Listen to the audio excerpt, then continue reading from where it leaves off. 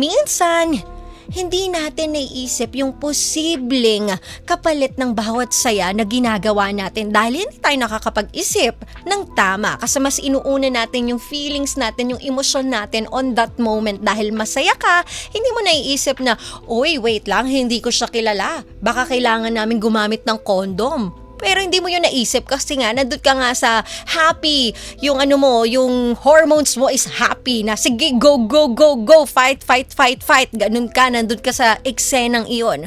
Pero ito yung isang bagay na hindi mo rin napansin dito kay Joro, dito sa lalaking nakilala mo online, yung red flag na agad yung pagiging sobrang smooth niya. Hindi ka ba nagtaka na parang sanay na sanay siya? 'Di ba dun pa lang wait lang, nakakatakot yung ganitong tao. Pero wag mo rin naman sisihin yung sarili mo na bakit hindi ka nagtanong ng mas maaga, hindi mo siya kinilala. Kasi minsan kapag nasa moment ka nga, hindi logical yung utak natin eh.